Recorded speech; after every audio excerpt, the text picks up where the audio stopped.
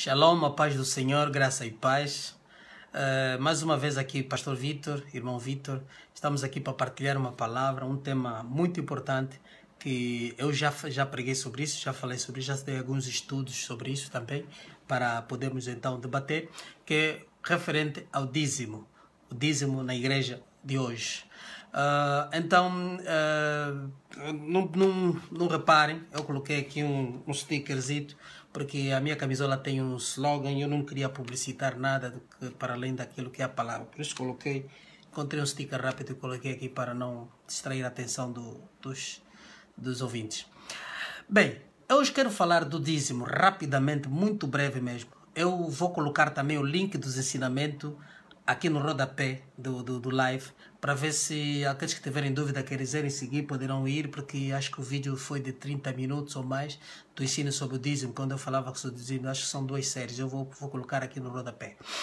Mas, no entanto, surgiu uma questão com relação ao dízimo. Algumas pessoas têm questionado, algumas pessoas ainda continuam na dúvida se o cristão na nova aliança deve ou não dar o dízimo. A minha resposta vai ser muito breve, porque alguém contactou-me e me deu um versículo que eu queria responder, aproveitar já a oportunidade para responder sobre esse questionamento dele. Bem, quanto à Igreja de Cristo hoje, por aquilo que é os ensinamentos e aquilo que é a revelação da palavra, que está prescrito, quando nós meditamos profundamente na palavra, vamos encontrar que o dízimo não é para a Igreja de hoje. O dízimo não foi dado aos gentios, o dízimo foi dado aos judeus. E o dízimo tinha um propósito. O propósito do dízimo era para as viúvas, os órfãos, os pobres, o necessitado do povo e o levita. Era o objetivo do dízimo. Mas agora, se nós estudamos a palavra de Deus, vamos encontrar que o apóstolo Paulo fala sobre isto. Ele fala sobre a lei como a sombra das coisas vindouras. Estando na presença do que é verdadeiro, a sombra deixa de existir. Então, quando Jesus Cristo veio, se nós olharmos para o sermão de Jesus Cristo, nós vamos perceber que Jesus veio no Velho Testamento para cumprir, entendam bem.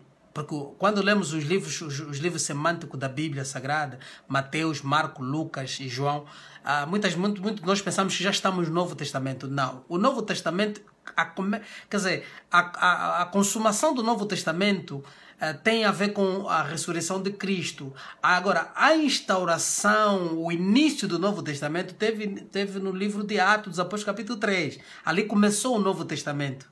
Porque o testamenteiro, é necessário que o testamenteiro morra para que o testamento entre em ação. Não se pode ler um testamento enquanto o testamenteiro estiver vivo, não é verdade? Então Jesus veio para cumprir o Velho Testamento. Ele cumpriu a lei.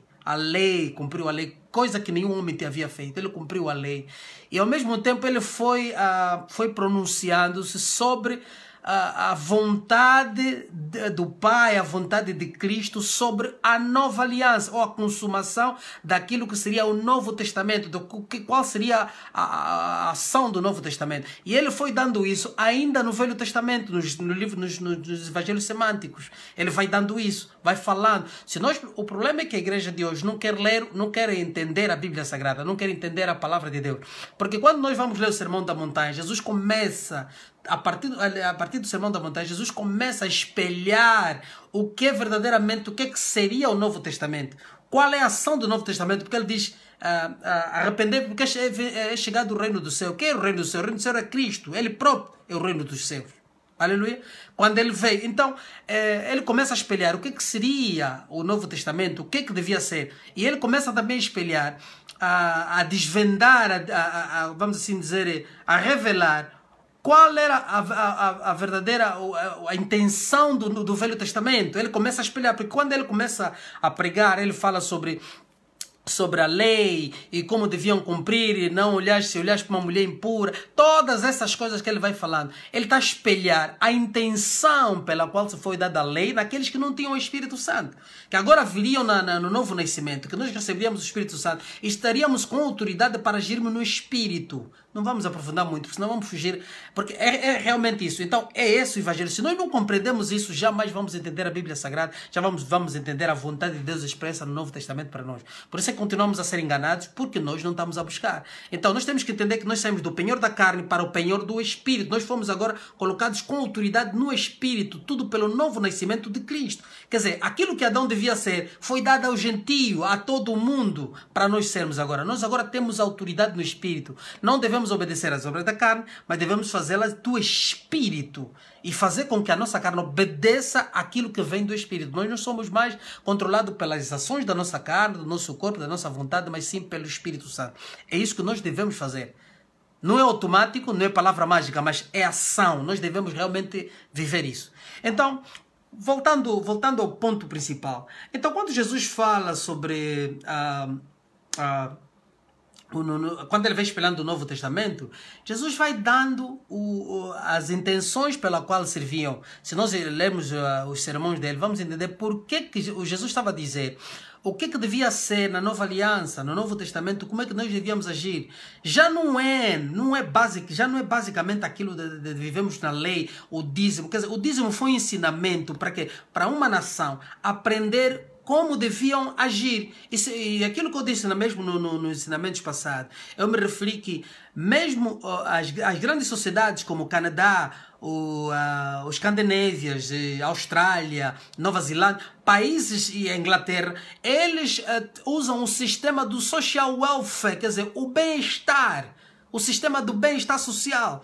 E tem tudo, isso associa-se tudo o que está na Bíblia Sagrada, que é aqueles que têm vão contribuir para que o Estado tenha dinheiro para poder ajudar os que menos têm. Então é isso que a igreja, como a nação de Deus, perdeu. A igreja perdeu. O Estado faz, a igreja não faz. É muito gravíssimo. O pastor parece, agora hoje o pastor é o cafetão. O pastor aparece e coloca as ovelhas em opressão em detrimento dele viver bem, ele e a sua família. Está a entender? Então isso é muito grave. O dízimo não foi dado aos cristãos no Novo Testamento. No Novo Testamento nós somos chamados para ofertar de coração, sem manipulação, sem opressão, sem obrigação. Nós fomos chamados para dar de coração. É a ação que vimos no Novo Testamento, no livro do Atos, capítulo 3, o que aconteceu aí. É aquilo que nós fomos chamados para dar. E vimos que nem Jesus Cristo, mesmo no Velho Testamento, aceitou dízimo, como eu expliquei no ensino já passado, que o dízimo era entregue apenas ao Levi. O Levi, até hoje, o Levi em Israel não recebe.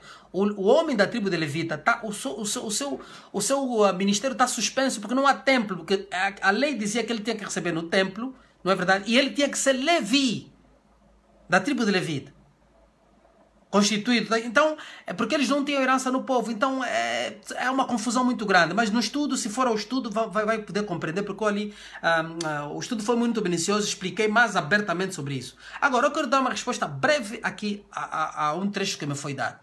Amém? Qual é o trecho que me foi dado? O irmão cita-me Mateus 23, versículo 23. Vamos lá ler. O que é que diz? Mateus 23, versículo 23. A Bíblia diz: ai de vós, escribas e fariseus, hipócritas, porque dizimais o hortelã e o endro e o cominho, e desprezais o mais importante da lei, o juízo, a misericórdia e a fé. Deveis, porém, fazer estas coisas e não omitir aquelas. Quer dizer, Jesus aqui está a dizer aos fariseus e escribas que não deviam, quer dizer, eles dizimavam apenas o hortelã e o endro e desprezavam o quê? Desprezavam o mais importante da lei, que era o quê? O juízo, a misericórdia e a fé. Quer dizer, que eles estavam desviados. Mas ele está a dizer, fazei estas coisas, que é o juízo, a fé, não é? A misericórdia, e não omitires aquelas. Quer dizer, que deves também dar o dízimo. Mas, entenda bem, Jesus aqui está no Velho Testamento. Ele está a corrigir a falsa doutrina, a doutrina de homens que estes fariseus e os escribas haviam colocado na lei, ao povo. Entende? Jesus não está a falar do Novo Testamento, está a falar do que eles faziam. Estava a corrigir a doutrina deles, porque em várias ocasiões ali no Mateus 23 vamos ver muito. Jesus vai chamando a atenção de muita coisa. Ele diz que eles viajavam em distância, iam para a casa da viúva. Isto mesmo que está aqui é o que se vive hoje. É o que está a acontecer hoje na igreja. Os pastores estão a viver esse cenário dos hipócritas, dos escribas, dos fariseus, dos sacerdotes. É exatamente o que os pastores têm feito.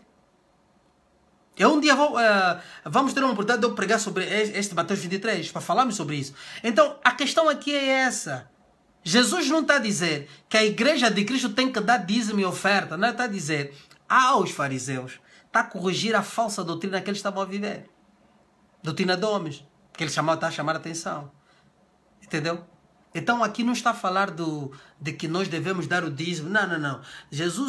O Jesus Cristo, mesmo no seu ministério, não cobrou dízimo. Ele recebia ofertas voluntárias do povo que lhe era dado.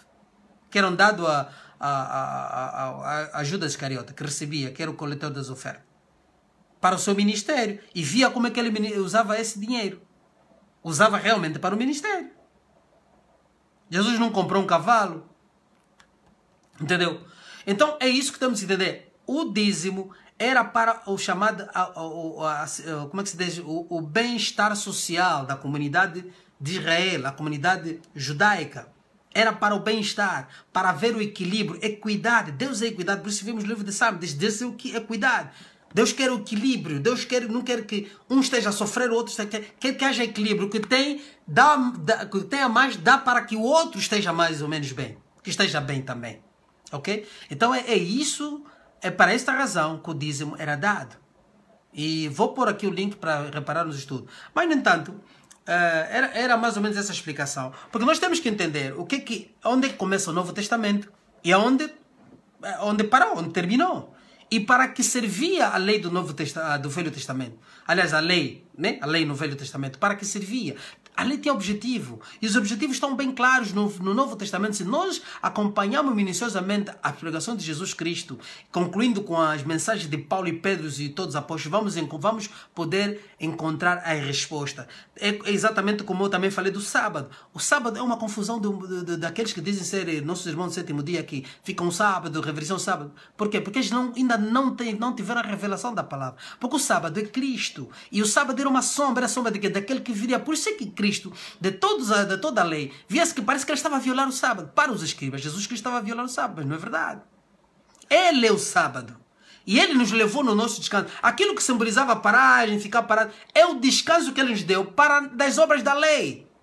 Para que nós não praticamos lei, não entrássemos na lei. Quer dizer, iria nos dar o descanso para entrarmos na graça. É essa graça que nós estamos a ver. O descanso é Cristo, o sábado é Jesus. Se lês o livro de Hebreus, faz poder entender isso. Mas eu não sei onde que, pronto, muitos de nós não queremos meditar, não queremos buscar e ficamos sem compreender. Ok, então, terminando aqui, eu queria também,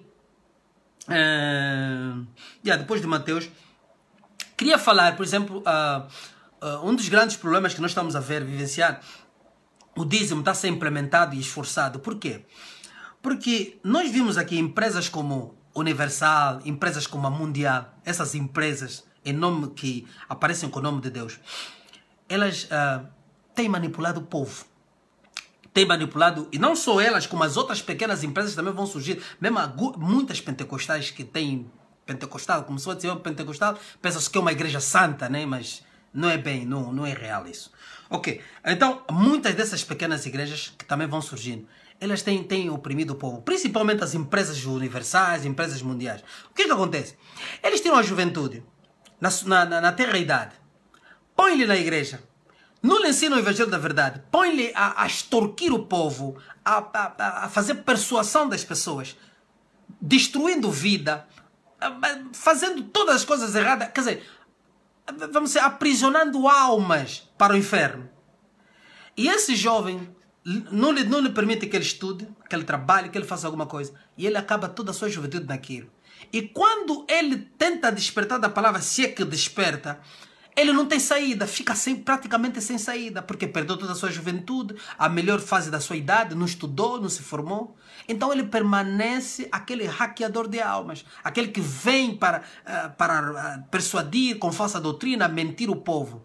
E esses meninos que hoje que estão a sair, que estão a despertar, pela graça de Deus, estão a despertar dessas empresas mundiais, universais e por aí outras, e estão à procura do evangelho da verdade. E quando vão a uma igreja, agora, estas novas igrejas, que afinal de contas têm o sonho de ser uma universal ou de ser uma mundial, estão a usar os meninos para a mesma ação diabólica.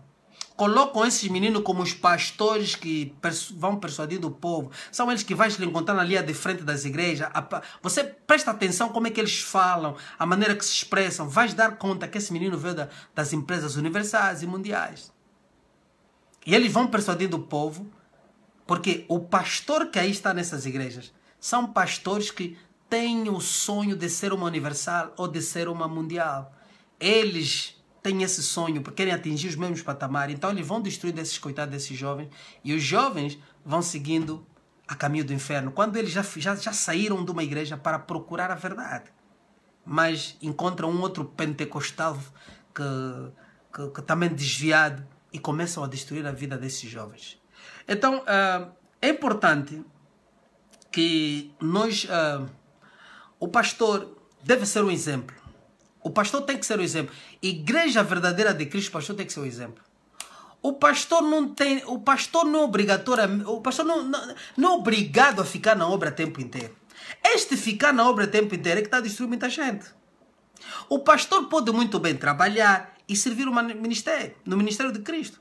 O pastor pode muito bem continuar na sua vida profissional e servir a casa de Deus. Quando chegar a necessidade de que ele tem que ficar tempo permanente, ele terá. Por quê? Porque esses pastores que não estão a tempo, que estão a se colocar a tempo inteiro, são eles que fazem reunião de segunda, terça, quarta, quinta, sexta, sábado. Os cristãos não têm descanso. Não conseguem meditar a palavra, porque eles dependem de todos os dias à noite estarem numa reunião, onde só vão lhes dar heresias, falsas doutrinas, falsos ensinamentos. Nunca deixam um cristão livre dele poder examinar as escrituras. Estes pastores precisam trabalhar. Precisam trabalhar para sentirem que o pão ganha-se trabalhando.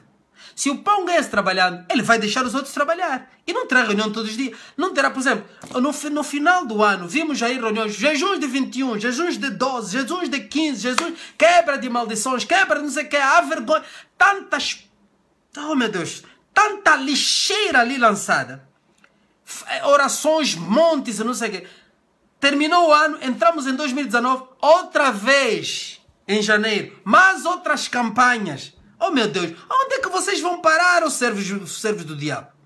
Vamos ir parar aonde? Ele mais outra, quer dizer, a invalidarem a cruz do Calvário, a invalidarem o trabalho da cruz. Como é possível? Como é que nós vamos poder pregar o evangelho verdadeiro? Como é que esta igreja acha que o Estado angolano pode realmente estar de braços dados com a igreja? Porque os que estão de fora conseguem ver a falsidade, mas vocês que estão dentro não veem. E culpados são muitas das ovelhas, coitadas, que não meditam na palavra. São teleguiadas, são telecomandadas, são manipuladas, são aprisionadas. Elas não conseguem meditar a palavra de Deus, não conseguem buscar a verdade. Mas eu quero te deixar aqui um conselho. O pastor tem que trabalhar. Jovem tem que trabalhar. Jovem, você pode ter vontade de servir no ministério. Vai trabalhar. Trabalha e serve a Deus. Estuda, serve o Senhor. Este é o melhor testemunho, porque afinal de contas, as almas para serem ganhas estão na universidade, estão no trabalho, estão nos outros meios sociais, estão na política. É aí onde você tem almas para pregar. Mas vais pregar com o quê? O testemunho da tua vida. O testemunho da tua vida em santidade, justiça, retidão com Deus. É aí que você vai pregar o evangelho. Aleluia. Então é necessário que a juventude busque a palavra, medite a palavra, que examine, pense. Você não foi chamado para entrar na igreja para não pensar. Você precisa pensar. Você precisa exercitar o teu intelecto. A tua fé tem que ser sábia. A tua fé tem que ser com sabedoria. Você tem que usar inteligência para entender. Jesus não escreveu, não nos deram a palavra para sermos matumbos, atrasados, analfabetos e entender. Não. A palavra é espiritual, mas a tua inteligência sempre permanece. Aleluia? Então, eu queria que os pastores trabalhassem. Jovem, vai trabalhar, obreiro. Vai trabalhar, trabalhe. O teu trabalho é necessário. Você, do teu suor ganhas o pão. Precisas trabalhar.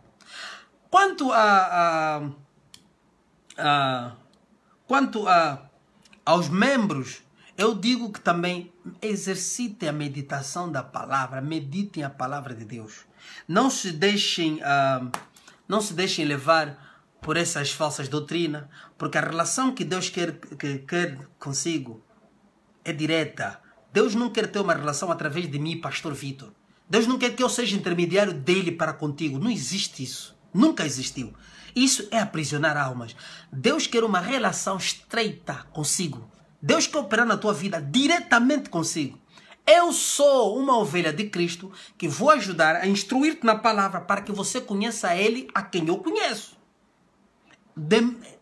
Eu nunca fui chamado para ser substituto de Cristo. E nenhum de nós na terra. Então, prega a palavra de Deus, medita a palavra de Deus, busca o conhecimento, busca a sabedoria. Nela, e a verdade te libertará. Então, não se deixe levar por falsas doutrinas, por mentiras, porque o dízimo não é da Igreja de Cristo hoje. O dízimo não é da Igreja de Cristo. Nós fomos chamados para darmos ofertas em livre, espontânea vontade, de coração, sem manipulação, porque o que leva os pastores hoje a não quererem se livrar dessa falsa doutrina do dízimo, na verdade é as necessidades que eles passam. Eles passam o aperto e outras coisas, então se acham que, na verdade é falta de fé, eles acham que se pregarem a verdade, eles não vão ter dinheiro. Mas isso é mentira, porque todas essas igrejas que estão aí foram constituídas no passado, as igrejas antigas. Elas permanecem de pé porque sempre foram oferta. Muitas delas também optaram o dízimo agora, porque começaram a seguir a nova contaminação. Mas isso não é verdade. Dízimo não é para a Igreja de Cristo. Dízimo não é para a nova aliança. Dízimo é passado. Dízimo é o social welfare. Então o social welfare tem que ser feito agora. Como é que a gente vai fazer? Nós vamos dar oferta, vamos fazer contribuições e vamos atender aos pobres, às viúvas, entre a igreja, que estão dentro da igreja e fora da igreja. Por isso as igrejas devem ser realmente ONGs. As igrejas devem se levantar e ser verdadeiramente ONG para ajudar. Na comunidade onde elas estão, devem fazer a diferença. Devem fazer diferença que tem que ser notável ao governador do município ou ao governador daquela província. As igrejas têm que ser isso. Em participação nas ações sociais e tudo. Aí até o governo podia encadear como faz lá fora, fora daqui da Angola, que se faz lá fora no Canadá, nos Estados Unidos e pela Europa, onde a igreja é o parceiro social do Estado. Quer dizer, como a igreja tem muitos projetos sociais, o Estado já não... Quer dizer, a Receção Social seria um ministério que só podia encadear a financiamento às instituições já existentes e mandar criar projetos que o governo achasse que a igreja queria fazer os projetos. A Receção Social demandava um projeto, a igreja estabelecia o projeto e o dinheiro vinha para financiar esses projetos. O Estado já não teria que gastar muitos recursos, mas essa igreja hoje é uma igreja cafetã. E a igreja também, o Estado angolano deve verificar isso. As igrejas não podem ter contabilidade independente. A igreja tem que apresentar contabilidade à EGT. Nos Estados Unidos, no Canadá, apresenta-se. Não há aqui brincadeira. A igreja não tem dinheiro independente que o pastor vem na caixa, tira, constrói casa dele, faz carro, compra carro. Não. A igreja é uma ONG, tem que guardar recibos anuais de 5 anos. Só pode destruir os ficheiros que tiverem mais de 5 anos. De 5 anos para cá tem que estar guardado. Por quê? Porque a AGT pode ir lá fazer... poder fazer auditoria para ver a contabilidade da igreja, como é que estão a ser usado o dinheiro. E tem que ter regras. Uma ONG tem que ter regras. A ONG obedece regras estabelecidas. Não pode se colocar em outros negócios que não sejam... Tem que ter regra estabelecida. Pode haver investimentos, tudo bem. E se verificarmos as igrejas lá fora, nos Estados Unidos, do Canadá, também tem. Mas é preciso obedecer regras. As finanças têm que ser auditadas pela instituição do Estado. Para quê? Para também evitar financiamento ao terrorismo, financiamento ao sei lá do que, uma série de coisas, lavagem de dinheiro, tráfico de droga, que as igrejas aí que podem estar metidas nisso. Então é necessário que o Estado põe também o pé. Porque nós estamos a fazer envergonhar. Nós estamos a fazer envergonhar o nome de Cristo. E nós não podemos aceitar isso. Então, igreja, reflita. Nós não somos inimigos de Deus, mas nós somos por Cristo. Por isso, dói-nos ver uma instituição que Deus veio estabelecer na terra para aliviar o sofrimento e para a demonstração do amor de Cristo para o bem ser praticamente assambarcada por falsos pastores, falsos profetas, falsos mestres, feiticeiros, curandeiros e a manchar o nome de Cristo. Então nós precisamos nos separar disso. Nós precisamos pregar a verdade. E a verdade nos libertará. Shalom. Eu vou deixar aqui no rodapé o link do ensinamento sobre o dízimo. E analisa isso e pode deixar o seu comentário. Deus abençoe. Amém. Graças a Deus.